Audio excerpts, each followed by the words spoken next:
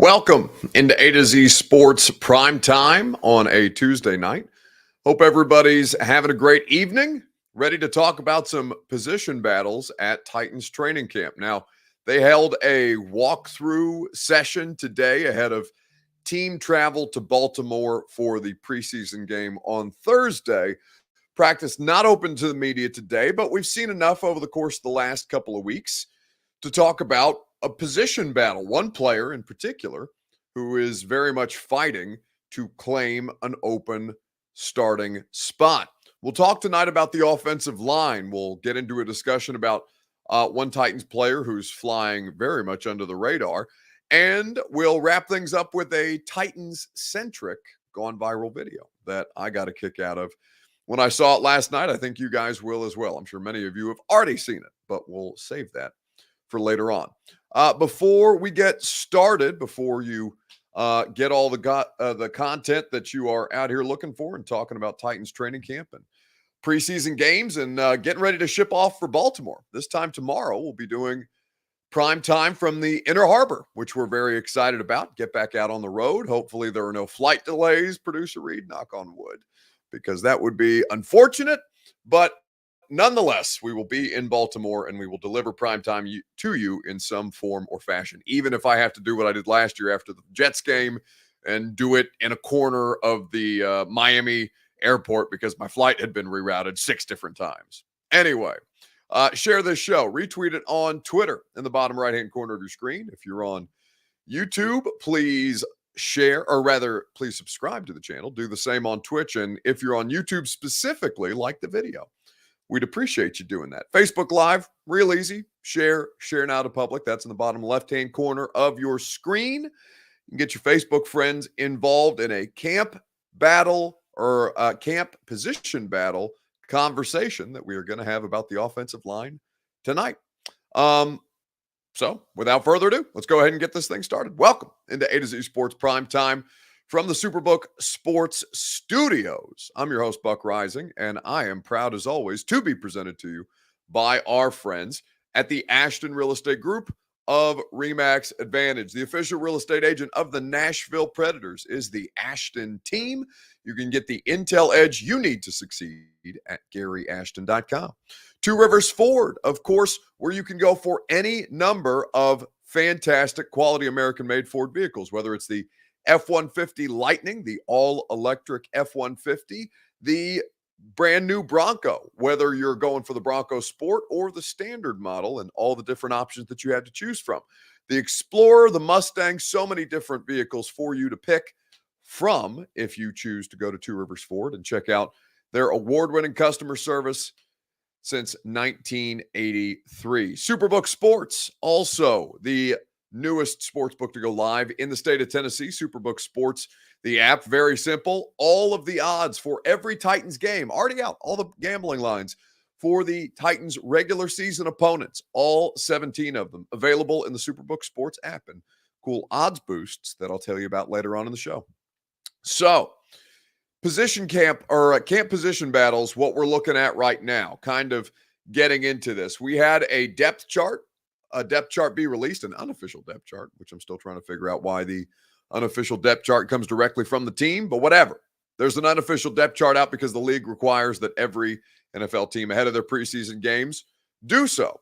And what you see is 3 positions that are up for grabs, basically, according to this unofficial depth chart. 3 positions where they have not outright named a starter. It's the left guard spot with Aaron Brewer and Jamarco Jones still in competition. There's the right tackle with Dylan Radins and Nicholas Petit-Frere, the rookie out of Ohio State, the 3rd-round pick, one of 2 that the Titans had in this year's draft. Remember, the other 3rd-round pick, the second of the 3rd-round picks, was Malik Willis. And then the outside corner spot opposite Christian Fulton with Caleb Farley and Roger McCreary, which we've discussed as recently as Sunday night. But now with the offensive line, it seems to be more real at right tackle than any other position on the roster, clearly and obviously. And that's become evident in the last couple of days. Dylan Radins, it still may be his job to lose. In fact, I do think it's his job to lose, but he is more in jeopardy of somebody coming and taking that job for him than the other 2 players I would consider front runners for the other starting spots. That would be Aaron Brewer at the left guard and Roger McCreary for the outside corner. Perhaps Caleb Farley will make it more of a competition, but so far, I think McCreary is the more consistent player right now. Could change. We'll see. But with the right tackle, you want to know that whomever is going to be in front of Ryan Tannehill is going to do a better job than the collection of front five players that they had last year. You know that David Quessenberry was wildly underwhelming at the right tackle spot. In fact, I think Ty Sambrailo gave you several games where there were decent snaps, both on the left and the right, in absence of Quessenberry. But you look at this situation, Kendall Lamb really never materialized into anything. They took a shot on him. Dylan Radins, now as a former second-round pick, has the opportunity to step up, and in comes Nicholas Petit-Frere, who's earned more and more reps. The depth chart on the offensive line, I would say, accurately is weak. Titan Fox on YouTube says depth chart is weak. I'll wait for the post preseason one. The coaching staff is using it to create strong competition. Well, regardless of the depth chart, you understand that the depth at offensive line, you're saying the depth chart is weak. I'm saying that the depth at offensive tackle is equally weak. So in kind of looking at this, and as we move forward, we'll start doing joint training camp practices. The Buccaneers will be here next week, followed by the Arizona Cardinals in 2 preseason games here in Nashville at Nissan Stadium, which will be a lot of fun to see you guys out and about at. I believe both of them are on Saturday evenings. So that'll be a good time, provided that the weather hold up. But I want to start with your Two Rivers Ford take. Who do you expect to start at right tackle for the first game of 2022? So when the Titans take the field on September 11th, 3:25 Central Standard Time against the New York Giants, who do you expect to be trotting out with the starting offense at the right tackle position? Dylan Radins or Nicholas Petit-Frere? Let me know in the comment section on whichever social streaming platform you're choosing to consume this evening, and we will talk about it together. You'll hear from Coach Dave McGinnis of Titans Radio, who had some thoughts on this on my radio show on Friday. We'll do that here in just a second, right after I tell you about the people who present the Two Rivers Ford take. That, of course, is Two Rivers Ford. Two Rivers Ford, whether you want to build your next Ford, whether you want to build a 2022 Ford specifically customized to your needs and to your desires the way that I did, then have Two Rivers Ford manufacture it and deliver it right to your door, you can do that. Or if you want to select a vehicle that may work for your family's budget or your needs from any of their selection, one of the state's largest on the lot in Mount Juliet, you can do that as well. New, pre-owned, whatever you need, Two Rivers Ford has you covered. Award-winning customer service, that's what is associated with the brand of Two Rivers Ford, just as it has been for the last 40 years, almost nearly 40 years.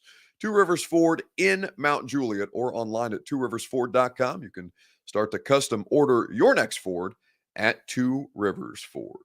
So, looking at the right tackle spot, who do you think is going to be the week 1 starter when the Titans take the field? Randy Cherry says it's his birthday, Buck. Well, happy birthday, Randy. It's also my girlfriend's birthday, Dara. And we are going to, I think, have some Uber Eats dinner for her birthday because she had some work stuff going on this evening. So happy birthday to you and happy birthday to her. Let's see. Jeff Roberts says Radins. Dago on Facebook Live agrees Dylan Radins should be the starting right tackle week 1. Daniel Craig also agrees, as does Chris Frazier. Not seeing a lot for Nicholas Petit-Frere, which, I think your opinions may change after you watch the preseason. I think there's going to be a lot more NPF fans by the time week 1 rolls around. Brandon Connor says he wouldn't be surprised if NPF started week 1. Well, here's what I'll say. I think I agree with the majority of you right now that Radins is going to be the week 1 starting right tackle as we sit here today on Tuesday, August the 9th, before preseason games have been played, before anything has happened. Tuesday, August the 9th, Dylan Radins most likely to be the starting right tackle. But I think a lot of things could change over the course of the next month or so before the Titans play a game. We're a month and 2 days from the Titans opening their 2022 season. So if you're excited about another football season, it's going to be here before you know it. But in the meantime, they need to figure out what the offensive line looks like. Thursday and the following preseason games will be a big part of that. When we've talked about this with Coach Dave McGinnis of Titans Radio, Max felt pretty strongly about Aaron Brewer and Dylan Radins claiming those starting jobs. Freaking pads, offensive line, defensive line, we start to get a little closer measure of what the competition actually looks like. What were your takeaways? What were your observations from seeing these big guys working? Well, I mean, I think we know who our guard's going to be, and we know who our tackle's going to be. Feels that way. Yeah, and they've done a nice job to me, and the fact that they can be out here, I like what they're doing. At least they've got some continuity. Now today you saw Nicholas Petit-Frere working some right tackle today, which I liked, and you know I'm up high enough now where I can see all of it unfold, and I like to concentrate on particular people. And Rhett and I were watching Petit-Frere today, so I think that they're on the right path with what they want to do. The thing that's going to be important is when you get up against a different colored jersey, you know, how much can you sustain it? Yeah. I think that's going to be really important. So that's Coach Mack, who's going to be on the call, of course, with Mike Keith on Thursday. 6:30 is when the game kicks off. You can hear Titans radio coverage starting at, I believe, 6 o'clock after 3HL wraps up. And I'll be live in Baltimore. I'll be on the pregame broadcast on 104.5 The Zone. So make sure you're tuned in. I know many of you guys and gals like to listen to the radio broadcast while you watch the game on television. I think that's a great idea. In fact, I think the NFL is now incorporating that into their new, what is it, like NFL Plus, this new app that they're trotting out, which is basically the thing that it's a whole different sponsorship deal that the NFL is about to make bank on again, when it's something that they've had for a couple of years now. It's just they're rebranding it and going to repurpose it and make more money. That'll be swell. But as we look at the right tackle competition, Petit-Frere can legitimately push Dylan Radins. I think Dylan Radins, as we sit here today, is more equipped to be the starting right tackle when they play New York. But if Petit-Frere continues on the trajectory that he's on, I could well see NPF being the starting right tackle by the end of the season. I think he projects better on the left side, which is something to keep an eye on as Taylor Lewan's contract starts to wind down, which is coming in the near future. But in the meantime, Radins looks like he's in the best position to succeed. Josh says Petit-Frere has more athleticism, and at least he did play at Ohio State instead of North Dakota State, I think is what Josh means. They're not South Dakota State, but North Dakota State. Yes, he was a more heralded prospect coming out of high school. He was a higher level college player than Dylan Radins was, and he has more recently played competitive football in the Big Ten. Remember that Dylan Radins did not, in his final season, only one game in the FCS that year because COVID kind of wrecked things for FCS programs, North Dakota State included. So yes, Petit-Frere projects to be a better player at some point in time. But in the meantime, Radins has been here. He's got institutional knowledge, and we'll see how far that goes to help him. It is something that remains to be seen. I think he's got a lot of work to do, but he's in the driver's seat right now, and it's his job to kind of keep a hold on. Radins did hold his own in that 49ers game, says Dago. It's such a go back and watch him. Like, I know, here's what I'll say, all right, because I don't want to jump down Dago's throat or anybody like that, but like, we've talked about this before, and I think it's important to reiterate it. Dylan Radins did not play that well against the San Francisco 49ers. I know not, the vast majority of us are not going through a game or going back through after the fact and rewatching every single snap that Dylan Radins took at left tackle as the third string guy when Lewan couldn't go and you had Kendall Lamb get COVID on that day. Radins did not have a good game against the San Francisco 49ers. Radins blew 4 blocks, gave up 1 sack, and had a false start. He was not good. Now, he was good enough for them to win, to his credit. Good enough for him to win. Good enough for the Titans to win, even if he wasn't, even if he got a lot of help in trying to keep him upright against the defense. Mark Jones says Bosa had to switch sides because he couldn't get through Raden's side. Yes, but it's not because of Raiden. It's because they gave Raden's all manner of help, and Raiden still struggled. Mark, again, I invite you to go back and watch the tape and not be such a blind homer, but Mark is always going to stay in that lane, and I appreciate him for it because somebody's got to, just recklessly and blindly defend everything that their team does every time ever. It's fine, Mark. We still love you. But it's wrong. It's just not accurate, by any assessment. They won the game. That is important. That is the most important thing. But to say that Dylan Radins didn't play well, or to say that Dylan Radins played well, is an inaccurate assessment. It doesn't mean that he can't play well and at the professional level. I have no idea, but I know in that one sample size, and it's not a big sample size, he did not receive a lot of help, or rather, he received a lot of help, and it worked to their benefit. But it also took away in the same way that we've talked about with Lawan. Lawan had this issue too. Lawan, as he worked his way back from his ACL recovery, oftentimes last season, more than any other season I can remember, required the Titans to leave a tight end or a running back to his side to help him block. That's not something that Taylor Lewan has ever had or needed before, and yet they did it consistently last year. When that happens, it means if you're in third and long situations, instead of sending your tight end and your running back into a route pattern to try and work the numbers to your advantage, they're having to stay in. 3 wide receivers go out. The defense automatically has the numbers advantage, and it often ends in a lack of conversion on third and long when the Titans are so often in third and long because they run consistently on first and second down, oftentimes puts them in third and long situations if they're not run blocking efficiently, which didn't happen last year. Again, I'm not saying this to bash Dylan Radins, but I think you need to be and to have a more realistic and accurate assessment of what he actually did last year. It wasn't a lot, but it was a rough sample size what we saw. It's entirely possible that it is substantially improved. In fact, I would expect it to be substantially improved. Now, there's still the kind of transition that we've talked about with Radins because he exclusively played left tackle in college, and now you're asking him to play right. And it's not as easy as just flipping sides. It's like you trying to write with your left hand if you're right-handed. That's not how it goes. Anyway, let's move on and let's talk about who the most underrated Titan is. In the comments on Facebook, YouTube, Twitter, and Twitch, why don't you tell me who you think, rather, the most undervalued Titan is?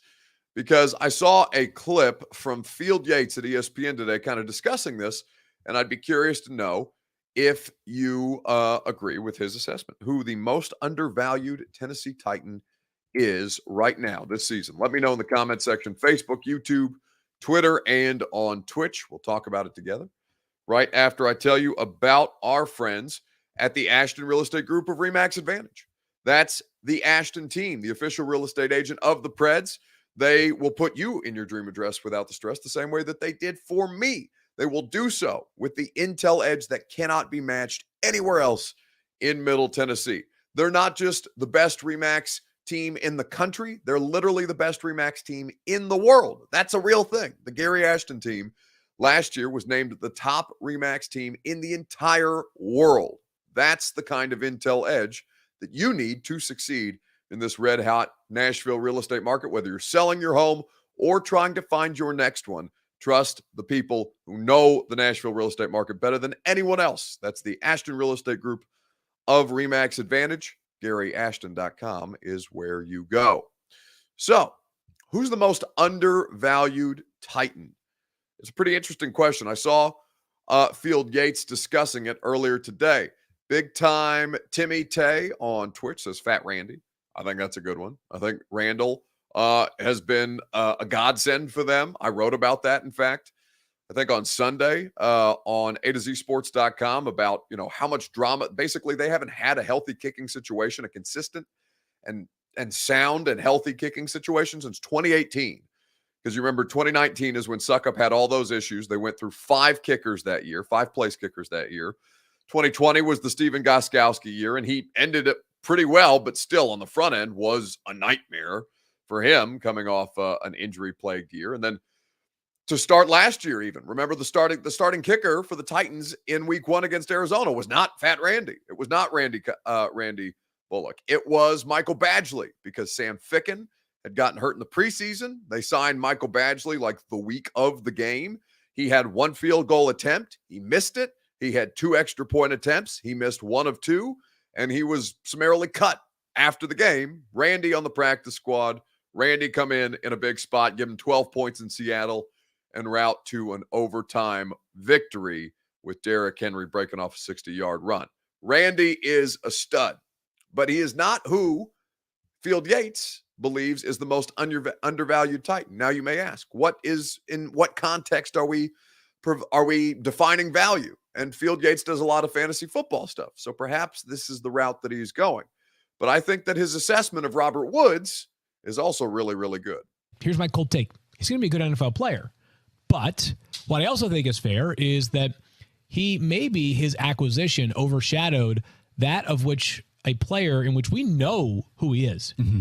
I think there's a case that Robert Woods is the most undervalued player in fantasy football right now. Robert Woods' current ADP amongst wide receivers is 48. That's the 14th round. He's virtually free right now in your drafts. I'm way ahead of ESPN consensus. I have him as wide receiver 34.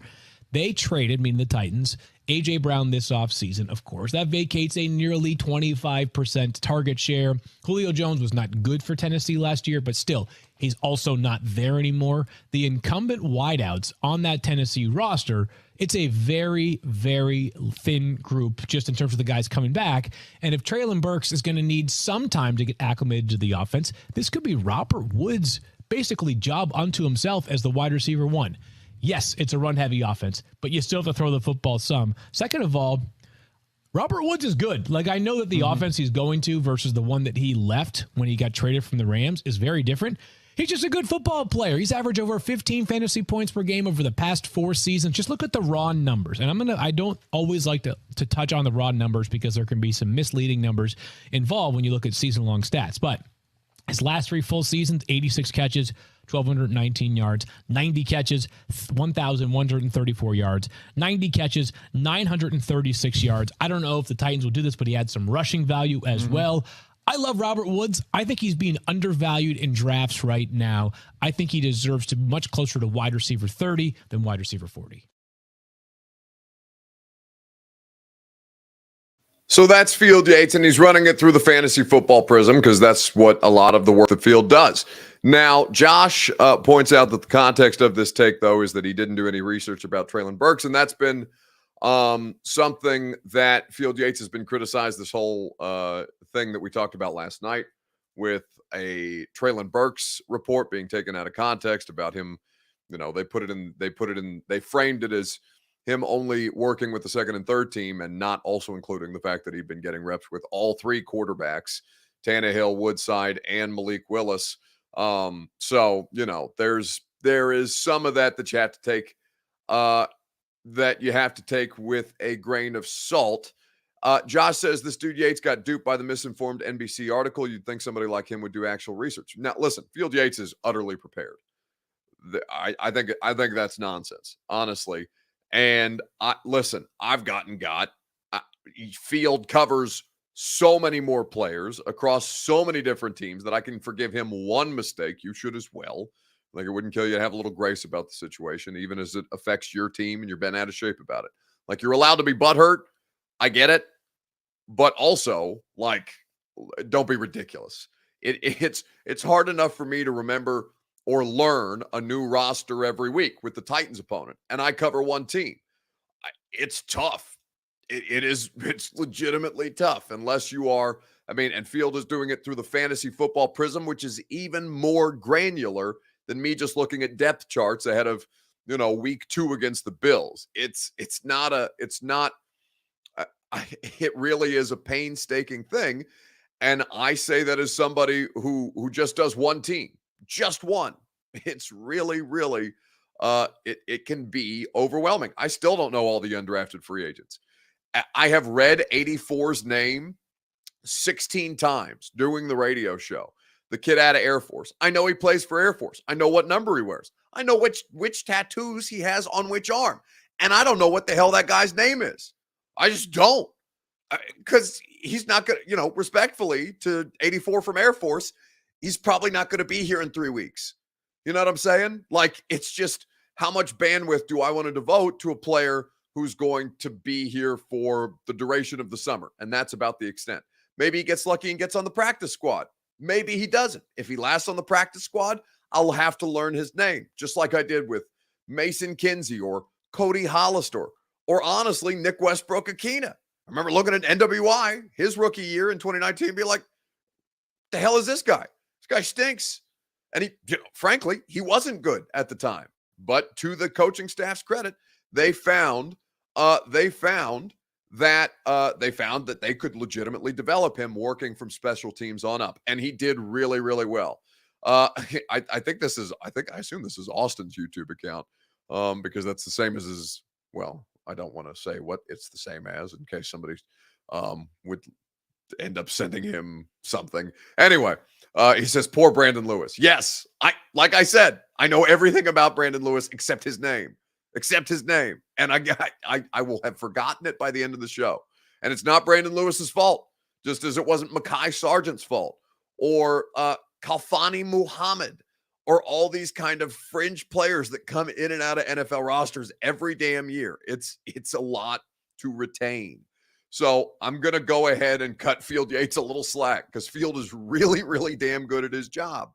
And I don't know Field, but I know his work, and I know that he's reliable, he's trustworthy, he's well-sourced, and he actually talks to scouts, players, agents, and coaching staffs. Because Field, I believe, was a personnel guy for the Patriots before he turned into fantasy football guru and the heir to Matthew Berry's throne at this point, because Matthew Berry's no longer at ESPN. Titans Kyle says, I loved Muhammad. Why? For the week and a half that he was here because he couldn't return punts? Come on. Stop it. I love Muhammad. He wasn't here long enough for you to love him. Respectfully to Khalfani. I think he was still in the league last year. I saw a Minnesota Vikings preseason game last year. Khalfani Muhammad was in the backfield. It was like the Leonardo DiCaprio. What's the Hollywood, where Leo's an actor in Hollywood. It's like Hollywood Nights or something like that. It's fairly recent. Anyway, he's got a cigarette in his mouth, a beer in his hand, and he's pointing at the TV like, no, look, you know what I'm talking about. I can't remember the name of the movie. Anyway. Okay. Undervalued Titans. I think that Robert Woods is being criminally undervalued, not just by fantasy football, but I think that dude's going to have a legitimate impact. Once upon a time in Hollywood. Yes. Thank you, Timmy Tay on Twitch, coming in the clutch, the Leonardo DiCaprio meme. See, it's like Brandon Lewis. Maybe now I've said Brandon Lewis's name twice. Maybe I'll remember it this time. It's like Brandon Lewis. I'm just sitting there. I'm like, oh, I know it. I've seen it. I've talked about it. And yet still, it escapes me. Anyway, You Choose says, how's Des Fitzpatrick doing? Is he making the roster? You say or no? All right. It may change, but I think that Racey McMath is going to edge both Josh Malone, 86, former Vol and Nashville native. I think he's going to edge Malone and probably Dez out. Now, could Dez end up back on the practice squad? Perhaps. But I don't see enough. I don't see the kind of progress from Dez that I'm seeing from Racey, and I don't think all three of those guys are on the 53-man roster. I really don't. Now we'll see. They may, John Robinson drafted Dez. He's a 4th-round draft pick. John may feel strongly about getting him as many opportunities as humanly possible. And Racey was a 6th-round draft pick because they had 2 6th-rounders in the 2021 draft. So, he may value Dez's potential over Racey, but what I see from Racey, I really like so far. It's training camp. It's not the end all be all, but it's important. If you're seeing them perform in training camp, it's a fair assessment that you are seeing something that is positive development and growth in a player who had potential coming in, but was marketed basically as purely a special teams player. If you get something out of him offensively, swell. Because I think it was Rob Moore, the wide receivers coach, who said the other day, there's not that many people that size, 225, 230 pounds, that run a 4.3. He's giant, and he moves fast as hell. And if that's enough to kind of take some, to open up the middle of the field, because you got a dude who just goes streaking down the sideline, and pushing people out of the way, or if he's blocking down the field for big Derrick Henry runs the way that Corey Davis did, swell. Like all of that stuff works really, really well for the offense. Corey D. Jackson says Racy plays special teams also. Well, he plays special teams first. He plays offense also. I think that's the better way that you would assess. I think that's the best way that you would assess Racy McMath. Drake says Dane Cruikshank is the most undervalued Titan. Well, no, I mean, he's not, because he didn't play here. He plays for the Bears. And I think he's already hurt for the Bears, respectfully, today. I hope he has a continued successful career and maintains his health, although that's been kind of a struggle for him since he's been a pro. But yeah, Cruikshank doesn't play here anymore. And by the way, they signed a new safety today, Adrian Colbert, because Michael Griffin II, no relation to Michael Griffin, former Titan, was waived injured today, and there was another player who was outright cut. So they're kind of churning the bottom of the roster safety depth at this point with Adrian Colbert, who's been in the league, I think, since like 2017. He's played for a couple different teams at this point. Okay, let's do a gone viral video. It's a real easy question. Who have you heard do the best impression of Ric Flair? I think, you know, you got to look around, and a lot of people just do the woo and call it a Ric Flair impression. No. Who have you seen do a good Ric Flair impression? Because I think I've got one that is going to put the rest of your alls to shame. Let me know in the comments. Facebook, YouTube, Twitter, and Twitch. We'll talk about it together right after I tell you about the people who will make you go woo when you win money in the Superbook Sports app. Sure enough, the newest sports book to go live in the state of Tennessee, Superbook Sports, is the place that you need to go. Their app is clean and easy to use. They have odds on every NFL game already for the regular season. You can go bet Titans and Eagles in Week 13. You can go bet Thursday Night Football against the Cowboys in December. You can bet the season ender, the season finale in Jacksonville in Week 18. You can do all of that on top of MVP, on top of who wins the title, on top of college football bets. Whatever you do, any major sport, Superbook Sports has odds for you, and they'll match your first bet up to $1,000, even if you lose the bet. Superbook Sports, check out the app or go to superbook.com. Gambling problem? Call the Tennessee Red Line, 1-800-889-9789. Who does the best Ric Flair impression? That's the question that we're asking you here on Facebook, YouTube, Twitter, and Twitch. Jay Lethal does the best Ric Flair. I haven't seen it, but I'll Google it after this, Daniel Craig. I appreciate the nomination. Derek R. says, does Rhett Bryan do it? The executive producer of Titans Radio? You bet your ass. And Rhett does a lot of impressions. I don't know that any of them are like great, but they are close enough to where I think Rhett can do a lot of different impressions well enough. Beast Lee says Jay Lethal. I'm gonna have to go check out the Ric Flair impression by Jay Lethal. Frank Caliendo, impressionist extraordinaire by B French. That's who the nominee is. Has to be the guy who got mistaken for Ric Flair on the plane, says producer Reed. It wasn't on a plane, it was on a train. And yes, we were in Tampa. In fact, I had run into Ric Flair at a bar in Tampa last year for joint training camp practices against the Bucs.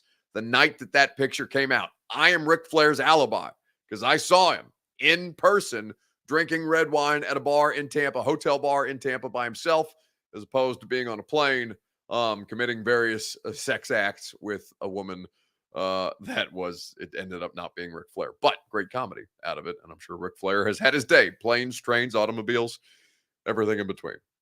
But Mike Vrabel does a Ric Flair. And, maybe it's just because you don't see Mike get this animated about a lot of stuff, but he clearly loves Ric Flair. I didn't know Mike was a wrestling fan. And he told us when Flair came to practice, like 2 weeks ago, that he used to watch Saturday wrestling with his dad when he was growing up. Either way, he's clearly a fan of the Nature Boy, and he had a good story about the first time that he ran into Ric Flair.